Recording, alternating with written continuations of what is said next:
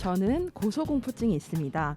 초등학교 1학년 때 친구들이랑 놀다가 고학년용 구름 사다리에 올라갔다가 거기에서 떨어져 잠시 기절한 적이 있는데요. 낙하하며 기절하기 직전까지 기억이 남고 나서 생긴 후유증이에요. 그런 저이지만 산에 가는 걸 좋아하는데요. 아래를 잘 내려다보지는 못하지만 하늘과 맞닿아 맛보는 신선한 공기와 바람이 리프레시하게 만듭니다.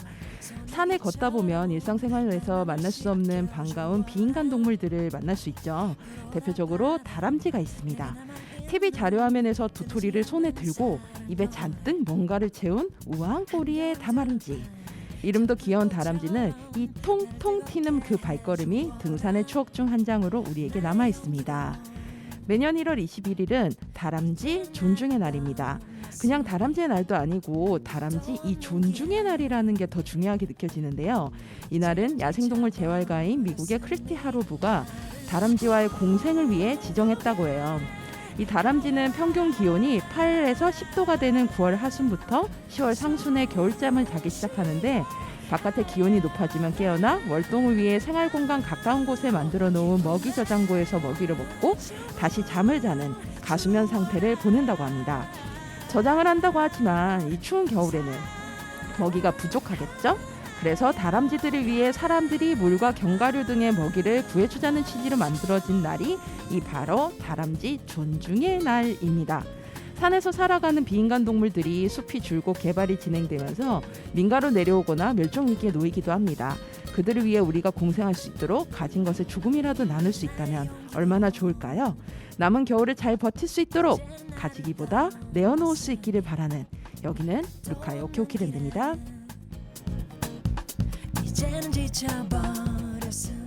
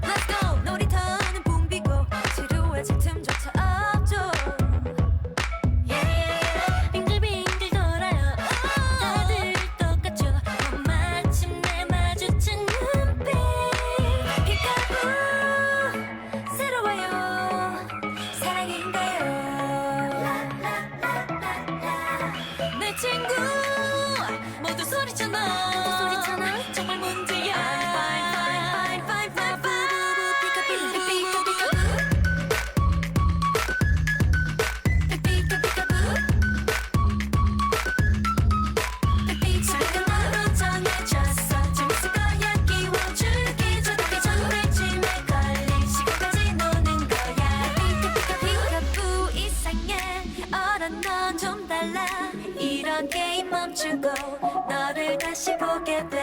무섭지 않아 난 새로운 얘기가 펼쳐질 거라는 걸 방금 느꼈으니까.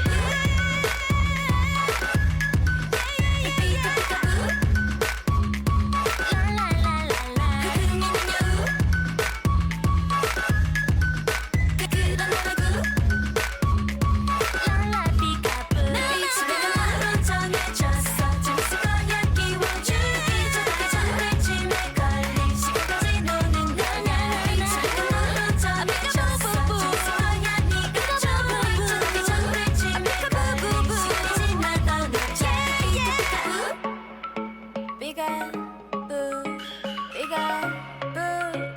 네가 boo.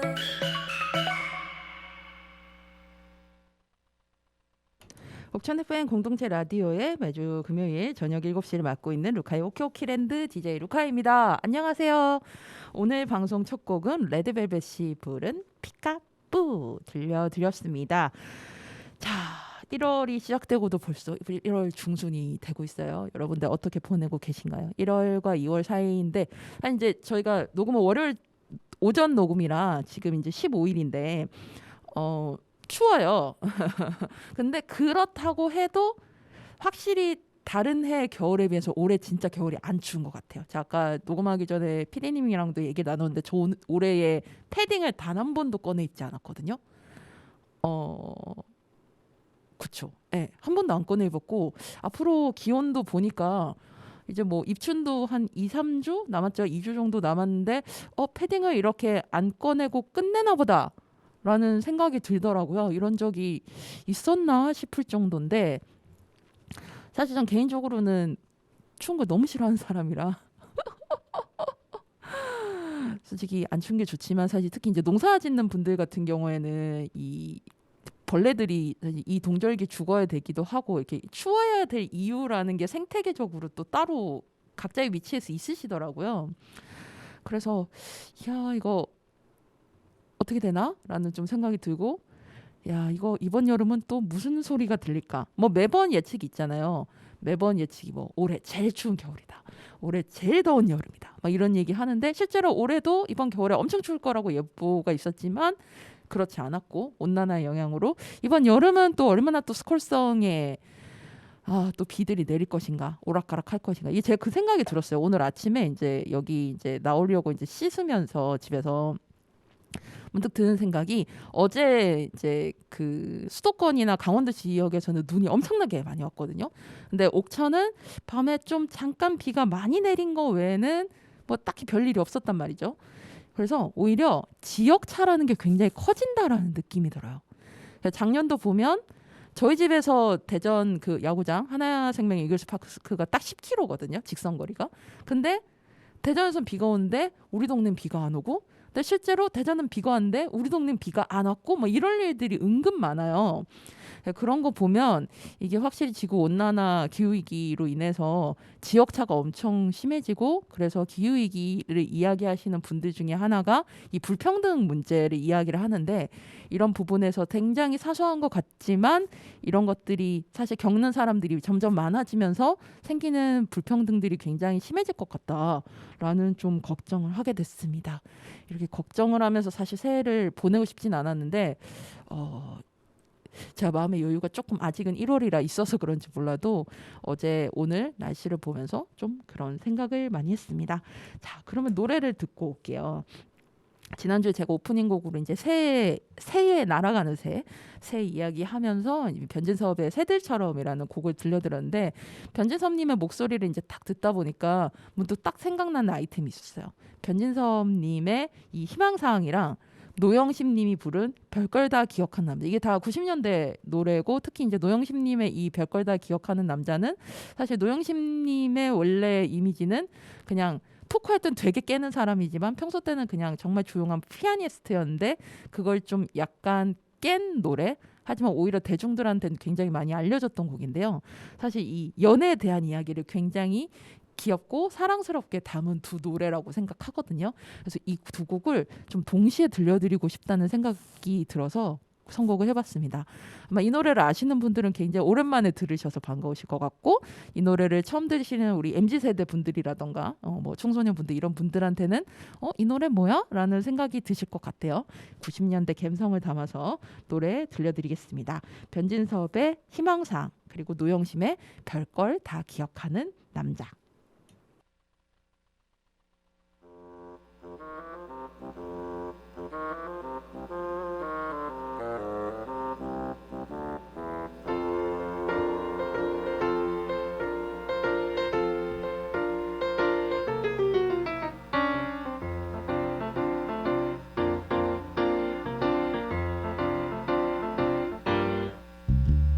청바지가 잘 어울리는 여자 밥을 많이 먹어도 배 안 나오는 여자, 내 얘기가 재미없어도 웃어주는 여자, 난 그런 여자가 좋더라.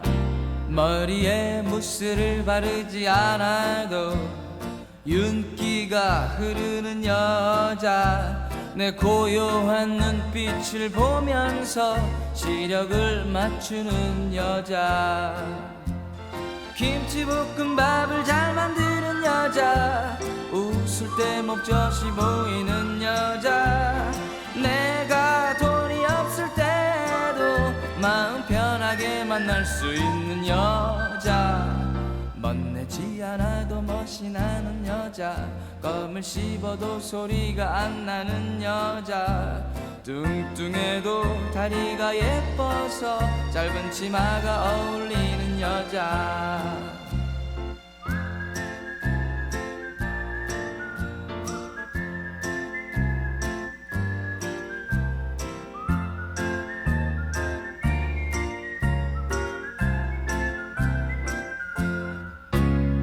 내가 울적하고 속이 상할 때 그저 바라만 봐도 위로가 되는 여자, 나를 만난 이후로 미팅을 한 번도 안 한 여자,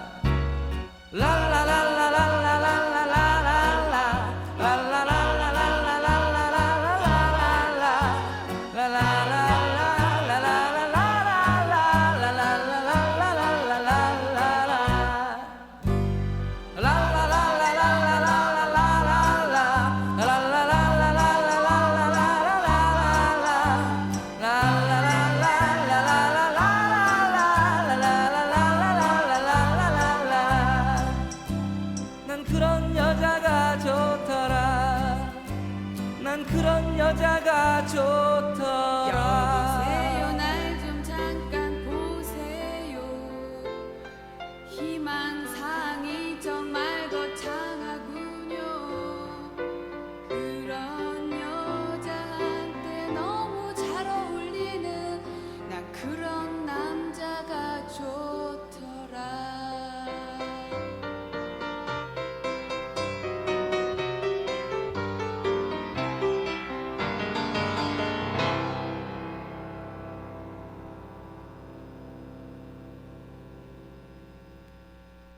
나를 처음 본 게 정확히 목요일이었는지 금요일이었는지, 그때 귀걸이를 했는지 안 했었는지 기억할 수 있을까? 그런 시시콜콜한 걸 다 기억할 필요가 뭐가 있을까 생각하겠지만, 내 생일이나 전화번호를 외우는 건 너무 당연하지 않아요.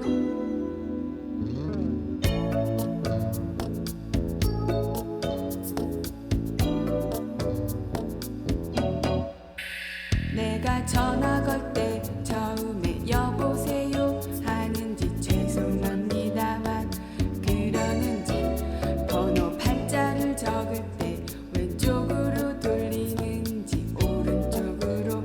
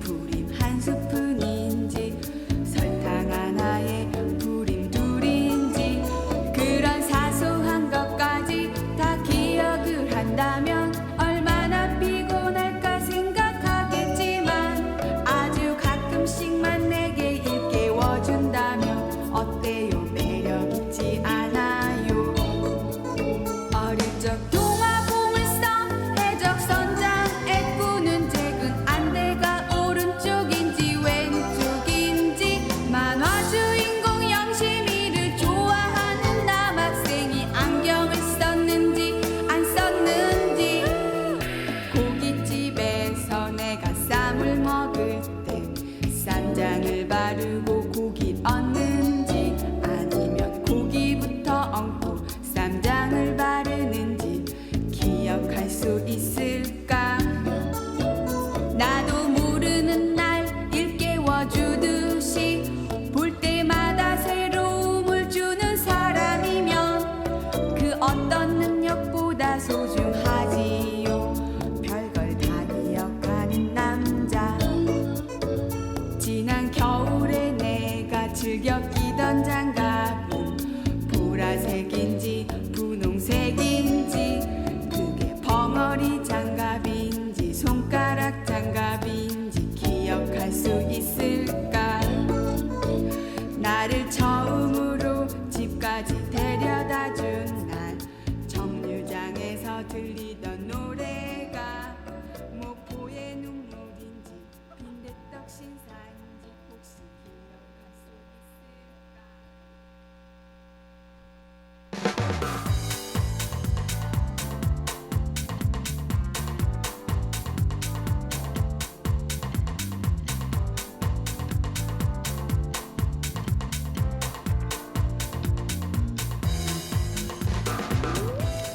내가 듣고 싶은 곡들만 찾아 듣는 바쁘다바빠 현대사회. 하지만 이런 곡도 있구나 싶을 정도로 모든 곡을 듣게 되던 하나의 테이프를 그리워하며 지나간 앨범을 소개하는 코너 하이웨이 스타. 오늘 소개해드릴 앨범은 2002년에 발매된 노라 존스의 정규 1집 앨범 Come Away With Me입니다. 노라 존스는 2000년대에 뭐 대표하는 여성 보컬리스트, 재즈와 크로스오버 를 주로 하는 이제 가수죠. 이 데뷔 앨범 Come Away With Me가 나오면서 우리나라에서도 특히 이제 Don't Know Why 같은 곡들이 엄청난 히트를 쳤었죠. 그래서 우리나라에 내한 공연도 4번이나 왔었을 정도로, 그리고 좀 우리나라 정서랑 좀 잘 맞다라는 얘기들도 있어요. 그래서 굉장히 여러분들이 많이 아실 만한, 근데 생각해보니까 MZ세대들은 좀 잘 모르실 것 같긴 해요. 하지만 그 전 세대들한테는 정말 엄청난, 특히 지금 30대 한 중반에서 40대 요 분들한테는 진짜 많이들 아실 만한 그런 아티스트입니다. 노라 존스는 미국의 싱어송라이터이자 재즈와 팝 보컬리스트인데요. 2000년대 가장 성공한 여성 아티스트 중 한 명으로 꼽힙니다. 대표적으로 이제 Don't Know Why, Come Away With Me, Sunrise, Not Too Late 등이 있습니다. 이 처음에 1집 앨범 이제 뭐 노라 존스를 잘 모르시는 분들 이제 오늘 이제 노래를 들으시면 알겠지만 이제 이런 풍으로 노래를 쭉 하다가 네 번째 앨범인 2009년에 더 폴부터는 뭐 루츠랑 락 이런 음악적 좀 다른 성향들이 더해지면서 변신에 성공을 합니다. 그래서 노라는 원래는 이제 딱 기타 들고 그 마치 그 영화 저희 전에 소개해드렸지만 영화 이제 비긴 어게인에서 맨 처음에 이제 그 비긴 어게인 시작인 키라 나이틀리가 이제 남자친구 애덤 리바인이 뜨면서 이제 사실상 이제 차였다고 봐야 되죠. 이제 바람을 피고 이제 화가 나서 이제 딱 나와버리고 이제 절친 음악 같이 공부했던 친구랑 같이 이제 펍에 갔다가 이제 그 친구가 갑자기 무대에 세워가지고 하기 싫은데 이러면서 억지로 이제 기타 들고 이렇게 그 어두운 조명 아래서 이제 노래를 이제 부르는데 이제 그런 느낌의 노라 존스의 계속 노래이다가 좀 더 협업을 많이 하게 되고 다른 장르를 시도하게 되고 이러면서 좀 음악적인 변화들을 겪게 됩니다. 컨트리 밴드를 결성하거나 그린데이 빌리 조와 콜라보레이션 음악을 발표하는데 왕성한 활동을 지금도 하고 있습니다. 그래서 노라 존스 예전만큼 뭐 이렇게 뭐 안 들리네라고 하실 수 있는데 노라 존스 약간 좀 음악 스타일이 바뀌었어요. 근데 저는 그 바뀐 스타일도 나는 좀 괜찮다고 보는 입장이거든. 개인적으로는 잘 바꿨다고 생각하는데 오히려 이 기존의 이런 음악 색깔 가지고는 좀 롱런하기 좀 힘들 거라고 개인적으로 봤었기 때문에 좋긴 하지만 아티스트로 오래 좋은 음악을 하는 것도 중요하잖아요. 그래서 지금의 변화가 좀 되게 좋다고 생각하는데 저도 노라조스 궁금해서 가끔 이렇게 인스타그램 같은 거면 이렇게 들어가 보고 하는데 자신의 활동들을 이렇게 잘 이어 나가고는 있습니다. 물론 상업적으로는 앨범 판매량이나 뭐 음원 수익 이런 것들이 좀 많이 떨어진 건 사실이에요. 화제가. 하지만 사실 처음에 애초에 이런 음악들이 전 세계적으로 이렇게 확 인기를 끈 것 자체가 드문 일이라고 볼 수 있습니다. 그리고 노라조스가 영화에도 출연을 한 적이 있는데 대표적으로 이제 제가 굉장히 좋아하는 저의 탑 감독님인 중경삼님을 만들었던 그 왕가희 감독의 마이 블루베리 나이츠라고 이제 해외 시장 이제 미국 시장으로 진출을 했던 영화였어요. 사실 이거는 왕가희 감독 팬들 입장에서 영화 팬들 입장에서는 망한 영화다라는 굉장히 이거는 아니다. 라는 굉장히 좀 안 좋은 얘기를 듣지만 전 개인적으로는 뭐 나쁘지 않은 소소한 영화였다라고 좀 생각을 하는데 이때 왕가희 감독의 요청으로 연기 연습을 일절 하지 않았다고 해요. 그래서인지 수작은 아니지만 그럭저럭 봐줄 만한 영화였다. 이 영화 같이 주연이 주드로랑 나탈리 포트만, 레이첼 바이스 이런 배우들이 다 참여를 했는데 이 나머지 3명의 이 배우가 워낙 뭐 연기 잘하는 배우들이잖아요. 이 노라 존스랑 만나면서 오히려 노라 존스의 연기 같지 않은 연기가 막 튀지 않아서 솔직히 비긴 어게인 그때 얘기할 때 말씀드렸죠. 저는 그 마룬 5의 애덤 리바인이 처음에 이제 연기를 딱 할 때 아씨 이 영화 왜 났어 막 이거 화가 나는 거예요. 연기를 너무 못해가지고. 근데 딱 이 콘서트 장면에서 이 키라 나이틀리 이제 헤어진 연인을 위해서 이제 그 로스트 스타즈를 딱 부를 때 그래 이 장면이면 됐어. 애덤이 이러면 됐지. 뭘 바래. 이렇게 용서가 되는 것처럼 로라 존스는 오히려 뭐 애덤 레바인처럼 튀진 않거든요. 되게 이렇게 있는 듯 없는 듯 약간 공기 같은 존재로 머무는데 그런데도 불구하고 그냥 튀지 않고 전 나름 감독이 머리를 잘 썼다라는 생각을 했던 영화입니다. 이 영화 좀 OTT 시장에 많이 뜨질 않아가지고 지금 볼 수가 없는데 혹시 그 보실 수 있는 분들은 한 번쯤 특히 이런 겨울에 보시기에 좀 괜찮은 영화니까 한 번쯤 보셨으면 좋겠습니다. 오늘 소개해드릴 이 데뷔 앨범 Come Away With Me는 전 세계적으로 2,600만 장이 팔렸다고 해요. 와. 한국에 이제 한참 국내 그 가요 시장이 활발하던 90년대 중반이 막 뭐 100만 장 이런 게 막 밀리언셀러 막 이런데 2,600만 장이면 도대체 얼마나 많은 걸까요? 2003년에 45회 그래미 어워드에서 신인이었던 노라 존스는 최고의 신인상과 올해 레코드 사랑을 비롯해 무려 9개에 달하는 상을 수상을 했고 이게 한 가수가 한 앨범으로 받을 수 있는 주요 상을 거의 다 받은 상황이었습니다. 이렇게 잔잔한 음악들을 바탕으로 그래미상을 휩쓰는 것 자체도 그 당시에 굉장히 드문 일이었고 화제가 됐었습니다.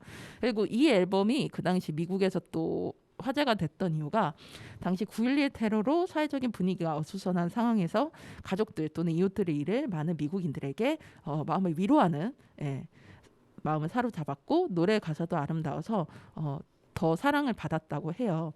이렇게 많은 사람들의 아픔에 공감하고 느껴 아직도 많은 사람들에게 잊혀지지 않고 기억되는 앨범이라고 볼 수 있습니다. 저는 여기에서 고른 곡은요. 뭐 타이틀곡인 뭐 Don't Know Why라던가 뭐 그다음에 앨범명과 같은 Come Away With Me 말고 다른 곡으로 골라봤습니다. 첫 번째 곡은 Turn Me On 이라는 곡인데요. 제가 노라 존스의 모든 곡들 중에 최애 곡 중에 하나입니다. 제일 좋아하는 곡이고요. 두 번째는 어떤 일요일 아침 이럴 때 나른하게 들어보시면 좋을 만한 곡인데요. 7 Years라는 곡입니다. 뭐 노라 존스 곡은 사실 뭐 낮에 들어도 좋고 밤에 들어도 좋고 한데 특히 좀 휴일처럼 좀 시간 여유 있고 내 마음에 조금 여유도 있을 때 듣는 게 확실히 좋은 것 같아요. 그래서 여러분들도 뭐 연휴도 있고 하니까 여러분들 한번 노라 존스의 앨범 들어보시길 추천드리겠습니다. 오늘 소개해드렸던 앨범은 2002년에 발매된 노라 존스의 데뷔 앨범 Come Away With Me였고요. 제가 고른 곡 들려드리겠습니다. Turn Me On, 7 Years.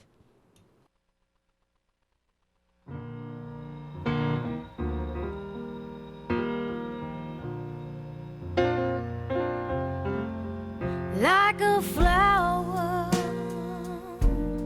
waiting to bloom, like a light bulb in a dark room. I'm just sitting here waiting for you to come on home and turn me on.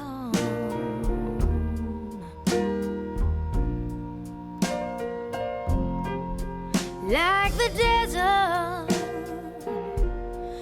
waiting for the rain, like a school kid waiting for the spring.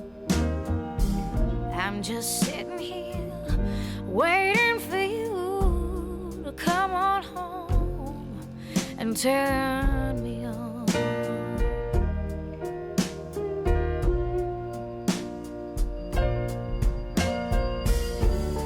My poor heart, it's been so dark since you've been gone. After all, you're the one who turns me off,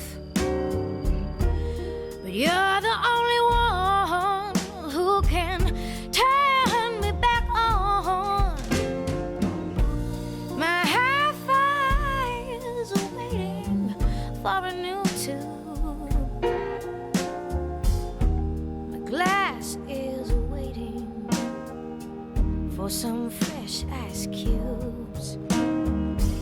I'm just sitting here waiting for you to come on home and turn me on. Turn me on.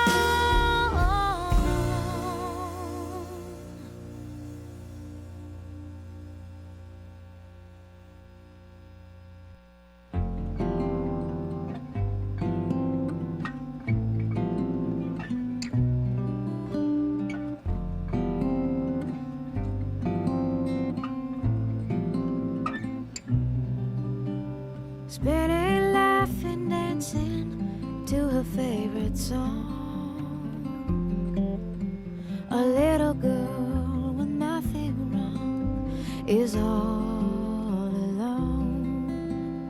Eyes wide open, always hoping for the sun. And she'll sing her song to anyone that comes along. Fragile as a leaf in autumn, just falling to the ground without a sound. Crooked little smile on her face tells a tale of grace that's all her own.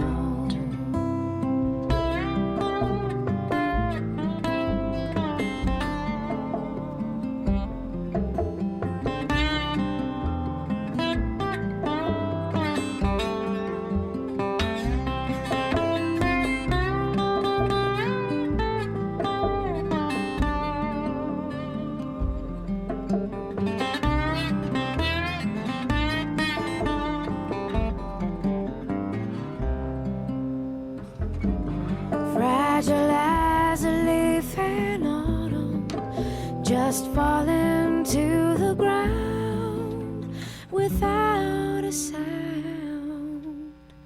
Spinning, laughing, dancing to her favorite song. Well, she's a little girl with nothing wrong, and she's all alone. A little girl with nothing wrong, and she's all alone.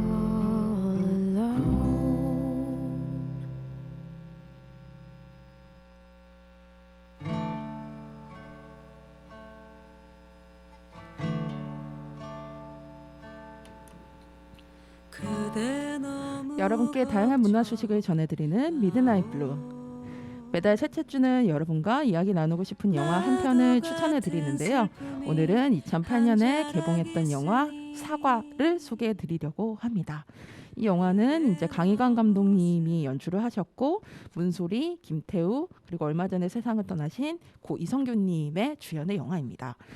장르는 멜로 로맨스인데 사실 저는 이 영화를 그냥 멜로 로맨스라 하기에는 좀 더 어떤 철학적인 영화, 특히 여성의 입장에서 그런 영화라고 생각을 합니다.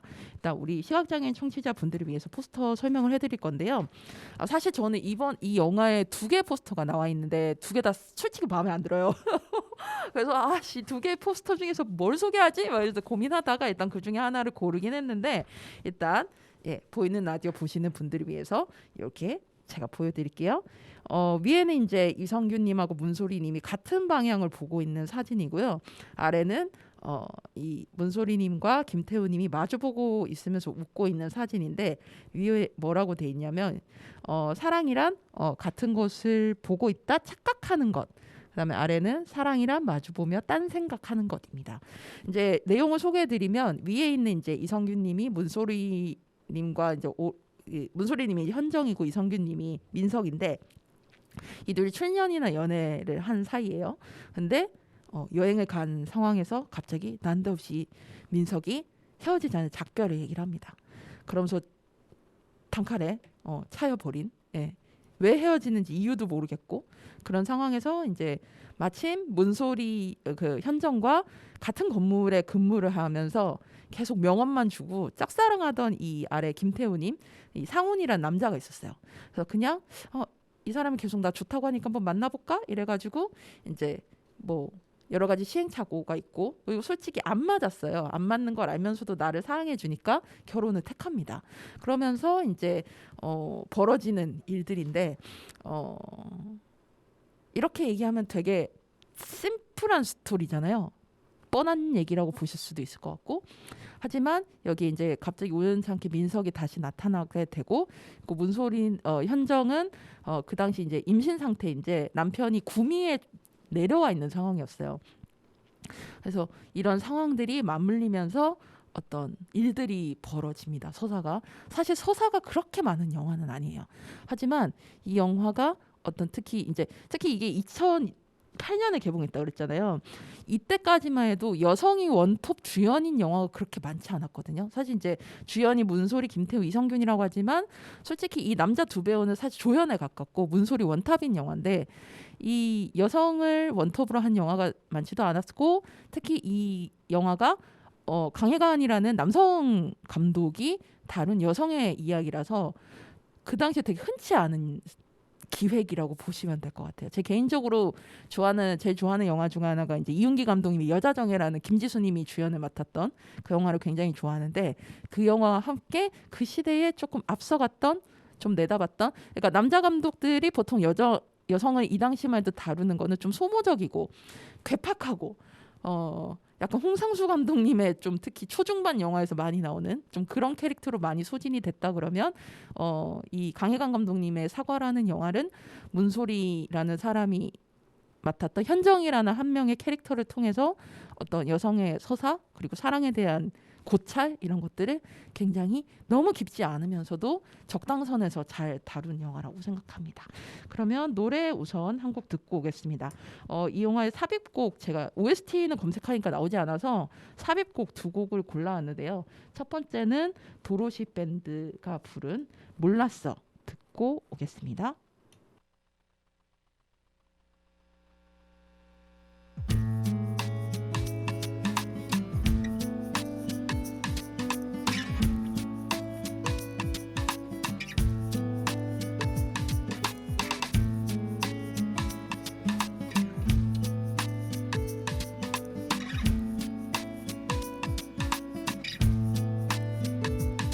몰라서 그다는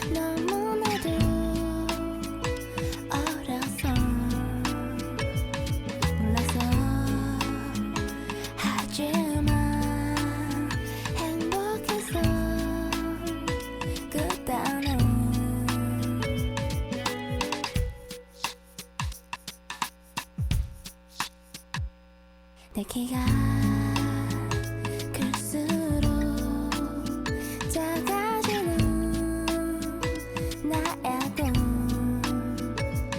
까만 밤 하얀 별 내일을 향한 무지개 꿈 배로는 나를 줬어 알고 지고서 뭐 할까 한참을 궁리하던 숨바꾸질 하다 숨을 잠들어버린 내 6살 오후는 끝나가고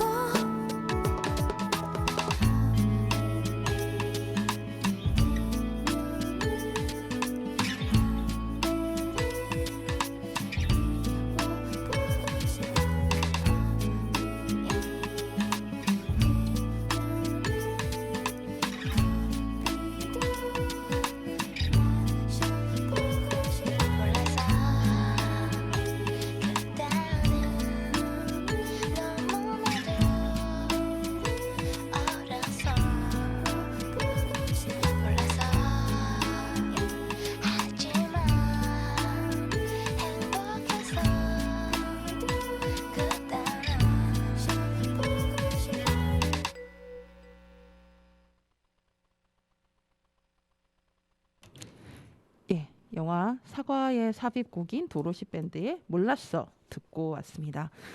이 영화는 개봉 당시 5만 8천 관객을 동원했어요. 그러니까 굉장히 적게 본 거죠. 상업 영화 치고는. 또 그 중에 한 명이 접니다. 전 극장에서 봤거든요, 영화. 그래서 이런 금쪽 같은 영화를 여러분께 소개할 수 있어서 너무 좋아요. 예, 이 영화는 산 세바스티안 국제영화제 신인 각본가상 수상을 했고요. 여러분들 많이 아실 토론토 국제영화제에서 국제 비평가협회상 수상을 탔습니다. 그러니까 이제 작품상에 거의 가까운 굉장히 큰 상을 받았던 영화인데요. 의외로 많이들 모르셔가지고 좀 솔직히 좀 아쉽긴 해요. 제가 이번에 이 영화를 골랐던 이유는 이성균님을 떠나 보내면서 어떤 영화를 좀 소개하면 좋을까라고 고민을 하던 와중에 내가 이성균이라는 배우를 처음 딱 인지하게 됐던 영화가 언제였지? 라고 생각을 해보니까 이 사과라는 영화였더라고요. 그래서 소개를 이번에 하게 됐습니다. 여기에서 사실 이제 이성균님이 돌아가시고 나서 뭐 이제 기사로도 그렇고 이성균님의 어떤 작품들, 필모그래피들을 다시 돌아보는 그런 뭐 글들을 자주 볼 수 있는데 거기 이 영화는 들어가지 않아요. 솔직히. 하지만 이성균이라는 배우의 어떤 초반의 연기를 볼 수 있고 이 영화가 이제 이 출연을 했을 때 당시가 이제 이성균님이 좀 주조연으로 자리를 잡기 시작할 때쯤에거든요. 뭐 우리 동네 주연으로 하고 그다음에 홍상수 감독님의 이제 영화들에 출연을 하기 시작하고 뭐 요럴 때였는데 밤과낮 주연이었던 걸로 제 기억나는데 그때의 즈음의 영화예요. 그래서 여러분들이 이성균님에 대해서 좀 연기 톤을 다르게 보실 수 있고 그리고 여기 이 영화 안에서도 처음에 시작할 때는 이성균이라는 사람의 느낌이 약간 첫사랑 우리가 흔히 생각하는 풋풋한 느낌의 실제로 이 영화상에서도 처음 시작할 때는 문소리는 직장인이지만 현정은 직장인이지만 민석은 학교에 다니고 있을 때거든요. 그래서 이제 나중에 이제 시간이 흐르고 이제 이성균이 취직을 해서 이제 그때는 이제 직장인데 직장인으로 이렇게 만나는 그림들이 나오는데 그런 어떤 캐릭터의 성장을 안고 있기도 해서 여러분들이 여러모로 좀 초반의 연기들을 보시면 좋을 것 같아서 고르게 된 영화입니다. 지난주였죠. 12일 오전 한국프레스센터에서 29개 문화예술 관련 단체를 중심으로 결성된 문화예술인 연대가 고 이성균 배우의 죽음을 마주하는 문화예술인의 요구 성명서를 발표했습니다. 이 문화예술인 연대회의는 세 가지 쟁점을 요구를 했는데요. 첫 번째는 수사당국 관계자들의 수사 과정에 대한 철저한 진상 규명 촉구. 두 번째는 언론의 자정 노력과 함께 보도 목적에 부합하지 않는 기사 삭제 욕구. 세 번째는 정부 및 국회에 문화예술인의 인권 보호를 위한 현행 법령 재개정을 요구를 했습니다. 앞으로도 이 세 가지에 대해서 뭐 KBS 같은 경우에는 뭐 여러 가지 이유를 대가지고 뭐 삭제하지 않겠다라는 아주 진짜 기분 나쁜 그 답변을 내놨던데요. 아무튼 이 요구의 대상인 뭐 수사 당국, 언론, 정부, 국회 예, 특히 정부 국회 같은 게 좀 시간이 걸리잖아요. 이런 거 관련해서 계속 요구를 앞으로 하실 거라고 하니까 여러분들 관심 있는 분들 계속 지켜봐 주셨으면 좋겠고요. 그리고 이 영화가 저도 이제 이 영화를 되게 오랜만에 봤는데 보고 나서 딱 생각난 영화가 있었어요. 제가 일본 감독 중에 제일 좋아하는 감독 중에 한 분인데 나카시마 타치야 감독의 혐오스러운 마츠코의 일생이라는 영화를 딱 떠올렸어요. 아마 이 영화 보신 분들 많으실 텐데 사실 다른 점이 많습니다. 혐오스러운 마츠코의 일생은 굉장히 색깔이 막 세고 예, 나카시마 테츠야 감독이 원래 광고를 만들었던 사람이거든요. 그러다 보니까 이제 그분이 만드는 어떤 영상미 자체가 굉장히 색감이 대체적으로 세요. 특히 이 영화가 그렇고 이 영화는 또 뮤지컬이고 예, 상대적으로 이 사과라는 영화는 굉장히 이렇게 슴슴한 영화. 우리가 생각하는 흔히 일본 영화의 어떤 전형에 더 가까운 영화에 가깝고요. 그래서 좀 색깔이 많이 다르고 여주인공의 직업도 문소리는 전문직.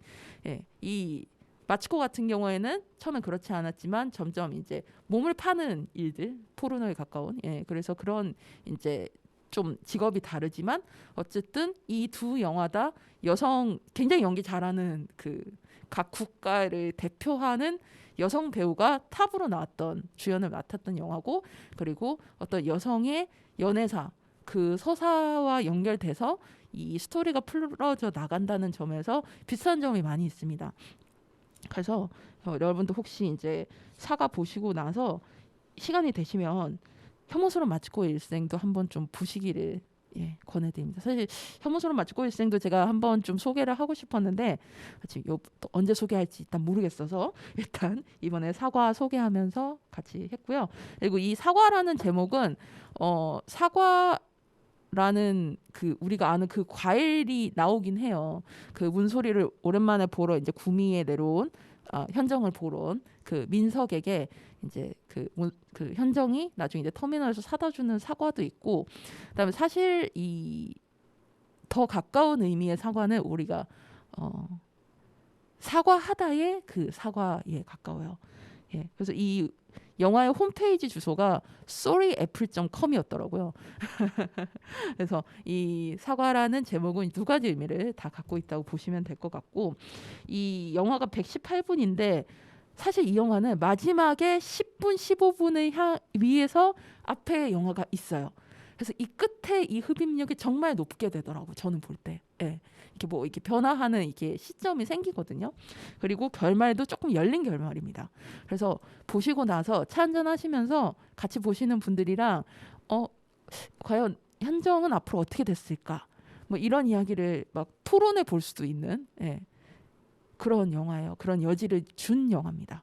그래서 여러모로 저는 좀 굉장히 좀 인상적이었던 영화였어요. 그리고 이 강희강 감독님의 다음 차기작인 범죄소년이라고 국가인권위원회 인권영화 시리즈 중에 이제 원래는 이 인권영화 시리즈가 단편으로만 만들어지다가 처음으로 딱 장편으로 만들어진 영화가 이 범죄소년이라는 영화인데요. 다음 달에 그 영화 소개를 좀 해드리려고 해요. 그래서 그때 강희강 감독님의 어떤 연출에 대해서는 더 이야기를 나눠보고자 합니다. 이 영화가 이제 15세 관람가거든요. 그리고 이제 네이버나 OTT 채널로 저렴하게 보실 수 있으니까 여러분들 이렇게 요즘 이제 겨울이라 아직까지 집에 계시는 시간 많잖아요. 한 번쯤 보시길 바라겠습니다.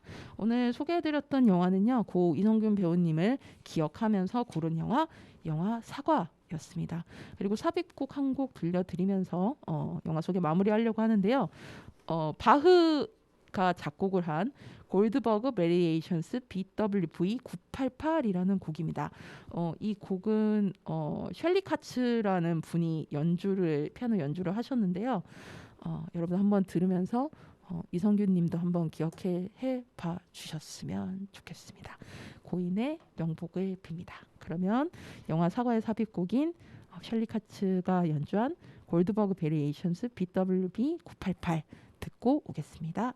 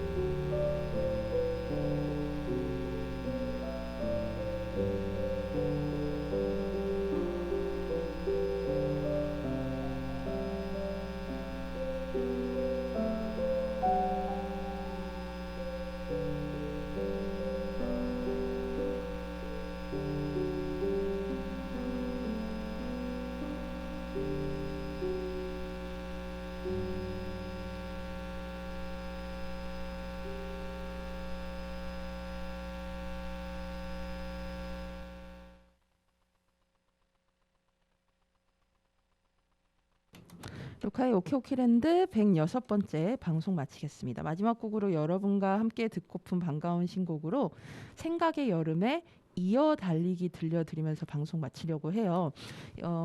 생각의 여름은 2023년에 한국 대중음악상 최우수 포크 노래 수상 이후 발매한 이 첫 앨범이거든요. 이번 앨범 제목이 시냇가예요. 네, 시냇가. 8명의 시인이 발표한 작품의 전문 혹은 일부를 노랫말로 엮어냈습니다. 그러니까 쉽게 표현하자면 작사를 따로 한 게 아니라 이 원래 있던 시를 가지고 생각의 여름이 이제 작곡을 해서 노래로 만들어낸 곡이라고 보시면 될 것 같아요. 이 앨범 소개가 이렇게 돼 있습니다. 제가 읽어드릴게요. 음악가는 이 노래들이 눈 속에 담긴 커다란 풍경으로서의 시 앞에 작은 캔버스를 놓고 보이는 것을 나름대로 그리는 풍경화에 비유해 볼 수 있다고 여긴다. 구상적 요소를 지니고 있지만 원래의 풍경을 최대한 닮아내려 함에 그 목적을 두지는 않았다는 뜻이다. 차라리 풍경과 풍경화를 나란히 놓은 뒤 그 사이를 보는 경험을 짓고 겪고 또 전달하는 행위에 더 가깝다고 생각한다. 그러한 의미에서 이 노래들은 이 노래가 된 시라기보다 시로부터 노래 혹은 시에서 건져온 노래들이라는 의미에서 시냇가라는 앨범 제목이 만들어졌습니다. 라고 합니다. 이 시냇가에 들어간 이 시를 설명을 해드리면요. 제가 한번 읽어드릴 테니까 여러분도 혹시 읽으신 시가 있는지 한번 보세요. 창비에서 나온 문태준 시집의 아침은 생각한다 중에서 눈사람 속으로, 민음사에서 나온 신혜옥 시집 간결한 배치 중에 모르는 노래, 문학과 지성사에서 나온 유희경 시집의 우리가 잠시 시인이었던에 남아있다, 문학동네에서 나온 장성랑 시집의 고요는 도망가지 말아라 중에 오솔길의 염려함, 문학가지 성사에서 나온 빛의 자격을 얻어 이혜미 시집의 원경, 민구 시집 아침달에서 나온 당신이 오려면 여름이 필요해 중에 이어달리기, 그다음에 민음사에서 나온 황인찬 시집의 희지의 세계 중 종로사가, 그다음 봄날의 책에서 나온 김복희 시집 스미기의 조치 중에 읽기, 잃어버리다의 그 읽기, 이렇게 총 8개의 시를 가지고 만들어져 있고요. 그래서 노래의 제목들도 다 시의 이름하고 같습니다. 그래서 여러분도 혹시 읽어보신 시 있으시면 한번 찾아보시면 좋을 것 같은데요. 저는 공교롭게도 이 8곡 중에 제가 갖고 있는 시집이 있습니다. 두구둥! 그래서 제가 고른 곡이 바로 그 곡인데요. 민구 시집에 당신이 오려면 여름이 필요해라고 이 아침달에서 2021년에 나온 책이에요. 여기 제가 그 다른 분 선물도 했었던 책인데 거기에 이어달리기라는 곡을 골랐습니다.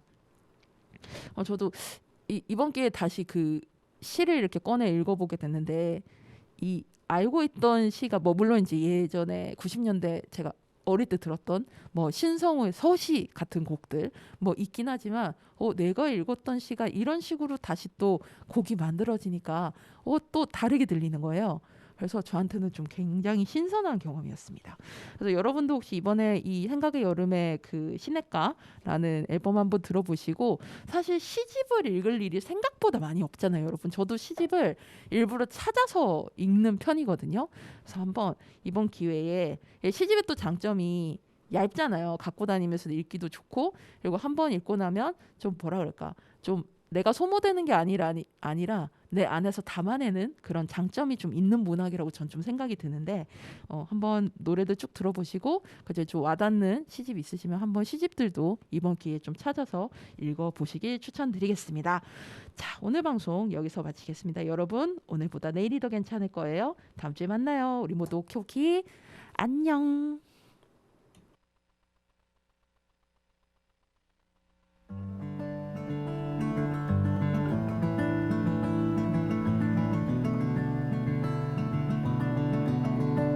다음에는 너에게가 될게. 다음 생이 있다면 죽지 않는 나라에서 계속 살아야 할 운명이라면, 이 다음에는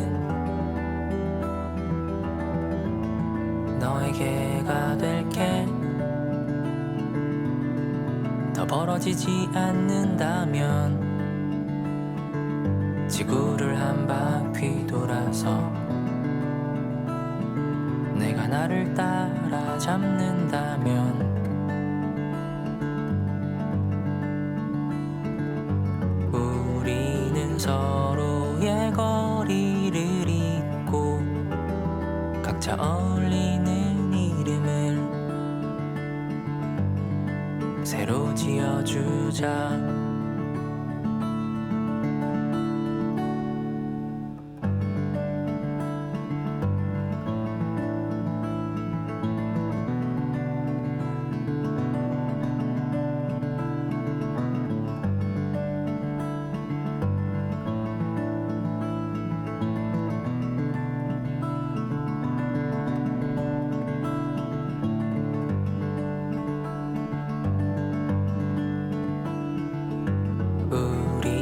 서로의 거리를 잇고 각자 어울리는 이름을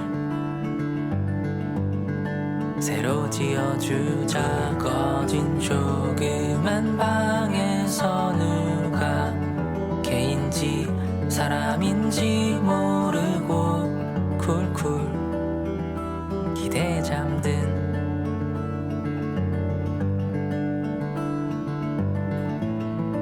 환한 등짝처럼 사람의 나이로